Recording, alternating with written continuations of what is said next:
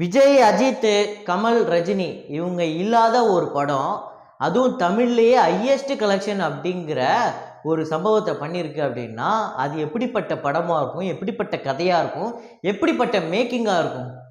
ஆமாங்க, பொன்னியின் செல்வன் படம் வந்து வேர்ல்டு வைடு அப்படிங்கிறதுல ஒரு மிகப்பெரிய சம்பவத்தை பண்ணியிருக்கு. ஓவர்சீஸில் அதுலேயும் முக்கியமாக யூஎஸ்ஏல இதுவரையும் எந்த ஒரு தமிழ் படமுமே செய்யாத அளவுக்கு கலெக்ஷன் பண்ணியிருக்கு.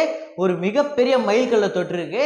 அது மட்டும் இல்லாமல் இந்தியா அளவில் வந்து ஒரு மிகப்பெரிய மைல்கல்லை தொட்டிருக்கு. அது என்னெல்லாம் வந்து பெரிய சாதனை அப்படிங்கிறது சொல்கிறோம்ல, ஸோ அது என்னெல்லாம் பண்ணியிருக்கு அப்படிங்கிறத இந்த வீடியோவில் டிஸ்கஸ் பண்ணுவோம். ஸோ டே 15ஓட பொன்னியின் செல்வன் படத்தோட கலெக்ஷன் ரிப்போர்ட் என்ன அப்படிங்கிறத இந்த வீடியோவில் ஒவ்வொரு ஸ்டேட்டில் எவ்வளோ ஆயிருக்கு அப்படிங்கிறத டிஸ்கஸ் பண்ணுவோம். அடுத்ததாக காந்தாரா அப்படிங்கிற ஒரு படம் KGF 2க்கு அப்புறம் கன்னடத்தில் ரிலீஸ் ஆகி ஒரு மிகப்பெரிய சம்பவத்தை பண்ண ஒரு படம். ஸோ எல்லாரும் பார்த்து மிரண்டு போயிட்டாங்க. அப்படி இந்த படத்தில் என்னதான் இருக்குது அப்படின்னு சொல்லிட்டு போய் பார்த்தவங்களும் மிரண்டு தான் போயிருக்காங்க. ஸோ இந்த படத்தோட கலெக்ஷன் ரிப்போர்ட் என்ன அப்படிங்கிறதையும் பார்ப்போம். இந்த படம் வந்து ஹிந்தியில் வந்து அதுலேயும் வந்து ஒரு பெரிய சக்கப்போடு போட்டுருக்கு. ஸோ அதையுமே நம்ம டிஸ்கஸ் பண்ணுவோம். தமிழில் வந்து இன்றைக்கி ரிலீஸ் ஆகிருக்கு. ஸோ இந்த படம் தமிழ்ல எப்படி பர்ஃபார்ம் பண்ணும் அப்படிங்கிறதையும் பார்ப்போம். ஸோ வீடியோக்குள்ளே போகிறதுக்கு முன்னாடி நம்ம சேனலை நீங்கள் சப்ஸ்கிரைப் பண்ணலாம் அப்படின்னா பண்ணிவிடுங்க. பக்கத்தில் இருக்க பெல் ஐக்கனை அப்படியே ப்ரெஸ் பண்ணிவிடுங்க. வாங்க வீடியோக்குள்ளே போகலாம்.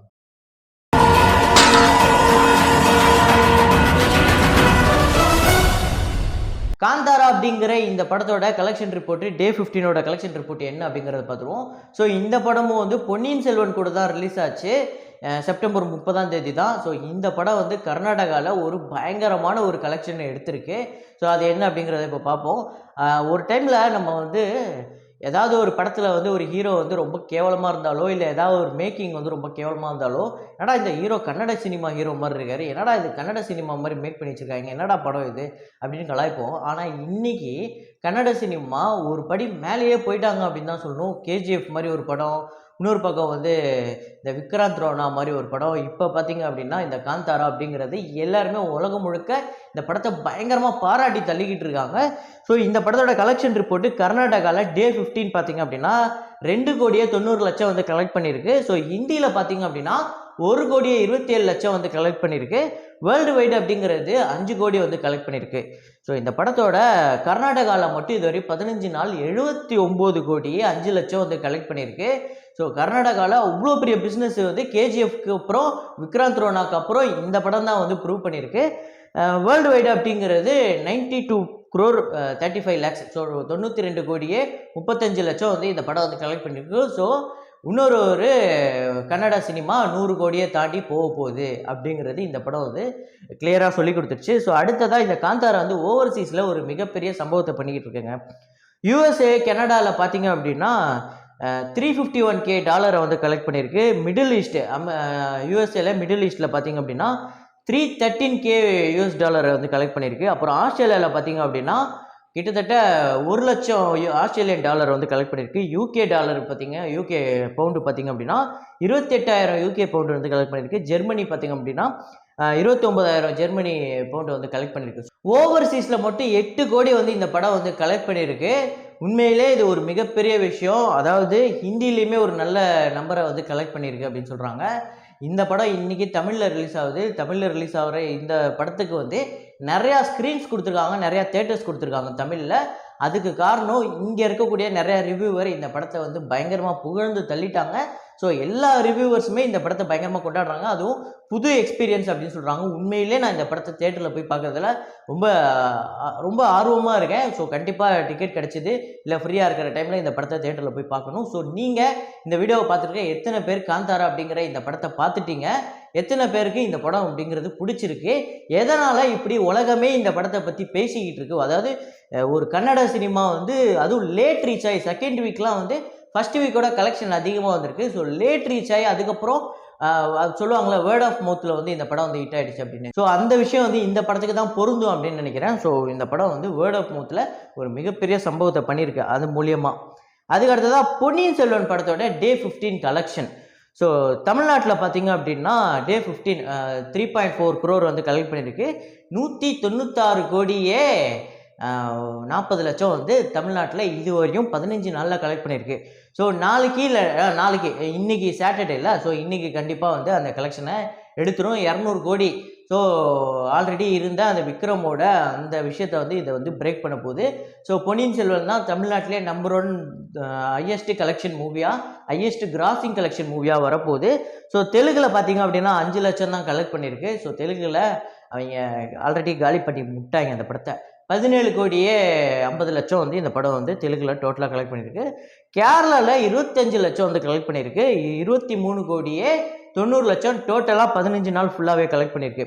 கர்நாடகாவில் டே 15 பார்த்தீங்க அப்படின்னா 35 லட்சம் வந்து கலெக்ட் பண்ணியிருக்கு. ஸோ டோட்டலாக 27 கோடியே 55 லட்சம் இந்த படம் வந்து கர்நாடகாவில் ஓடிக்கிட்டு இருக்கு. கர்நாடகாவில் இவ்வளோ கலெக்ஷன் எப்படி வந்தது அப்படின்னு பார்த்தா, கர்நாடகாவில் பெங்களூர்லாம் நிறைய ஐமேக்ஸ் தேட்டர்ஸ் இருக்குது. ஸோ ஐமேக்ஸில் நிறையா தேட்டருக்கு வந்து 1000 ரூபா 800 ரூபாய்க்கெல்லாம் டிக்கெட் இருக்குது. ஸோ அதுவும் ஒரு ரீசன் சொல்கிறாங்க இந்த படம் வந்து இந்த அளவுக்கு வந்து ஒரு கலெக்ஷன் எடுத்ததுக்கு. ஸோ அப்புறம் ஹிந்தி ப்ளஸ் ரெஸ்ட் ஆஃப் இந்தியாவில் பார்த்தீங்க அப்படின்னா 70 லட்சம் வந்து கலெக்ட் பண்ணியிருக்கு. ஸோ டோட்டலாக வந்து 33 கோடியே 90 லட்சம் இந்த படம் வந்து ஹிந்தி ப்ளஸ் ரெஸ்ட் ஆஃப் இந்தியாவிலே கலெக்ட் பண்ணியிருக்கு. ஸோ இந்த படம் வந்து ஹிந்தியில் ஒரு மிகப்பெரிய சம்பவத்தை பண்ணியிருக்கு அப்படின்னு தாங்க சொல்லணும். கடைசியாக ரிலீஸ் ஆன நம்மளோட தமிழ் படங்களில் அங்கே என்ன தான் வந்து ஸ்க்ரீன்ஸ் கம்மியாக பண்ணி என்ன தான் இது பண்ணியிருந்தாலுமே இந்த படத்துக்குமே ஸ்க்ரீன் கம்மியாக தான் கொடுத்தாங்க. ஆனால் இந்த படம் நல்லா இருக்கு. இந்த படம் வந்து ஹிஸ்டாரிக்கல் மூவிலே வந்து இவங்க வந்து ரொம்ப ரியாலிட்டியாக காமிச்சிருக்காங்க. சும்மா இந்த கார்ட்டூன் படம் பார்க்குற மாதிரி இல்லை அப்படின்னு சொல்லிட்டு அங்கே இருக்க ரிவ்யூவர்கள்லாம் இந்த படத்தை கொண்டாட போய் இந்த படம் வந்து அங்கே அதுக்கப்புறம் வந்து லேட் பிக்கப் ஆச்சு ஹிந்தியில். ஆல் இந்தியா வந்து மொத்தமாக இந்தியா முழுக்க வந்து 4 கோடியே 75 கோடி வந்து கலெக்ட் பண்ணியிருக்கு. ஸோ 302 கோடி இந்தியா முழுக்க 302 கோடி அப்படிங்கிற ஒரு மைல்கல்ல நட்டு வச்சுட்டு போயிடுச்சு பொன்னியின் செல்வன். ஸோ கடைசியாக வந்து விக்ரம் படத்துக்கு வந்து நம்ம இந்தியா முழுக்க அந்த 300 கோடி அப்படிங்கிறத சொன்னோம். இப்போ மறுபடியும் ஒரு 3 மாதம் கழித்து நம்ம பொன்னியின் செல்வனுக்கும் இதை சொல்கிறோம். ஸோ ரொம்ப சந்தோஷமாக இருக்குது. இந்தியா முழுக்க ஒரு படம் வந்து அதுவும் தமிழ் படம் வந்து 300 கோடிக்கு மேலே கலெக்ட் பண்ணியிருக்கு அப்படிங்கும்போது ஸோ இந்த படம் வந்து இன்னும் அதிகமாக கலெக்ட் பண்ணும் அப்படிங்கிறது தான் அது அடுத்த பாயிண்ட்டு. ஸோ ஓவர்சீஸில் பார்த்தீங்க அப்படின்னா 2 கோடியே 85 லட்சம் வந்து கலெக்ட் பண்ணியிருக்கு. வேர்ல்டு வைடு அப்படிங்கிறது 162 கோடியே 80 லட்சம். ஸோ டோட்டலாக வந்து 162 கோடியே 80 லட்சம் வந்து கலெக்ட் பண்ணியிருக்கு. World wide 7.6 crore. ஸோ 7 கோடியே 60 லட்சம் வந்து 15வது நாள் கலெக்ட் பண்ணியிருக்கு.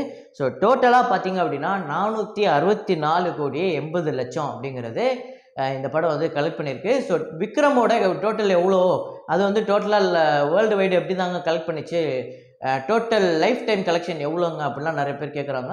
ஸோ கண்டிப்பாக நாளைக்கு அதை பற்றி நம்ம டிஸ்கஸ் பண்ணி ஒரு வீடியோ பண்ணுவோம். ஸோ இந்த படம் வந்து யூஎஸ்ஏல ஒரு மிகப்பெரிய சம்பவத்தை பண்ணியிருக்குங்க.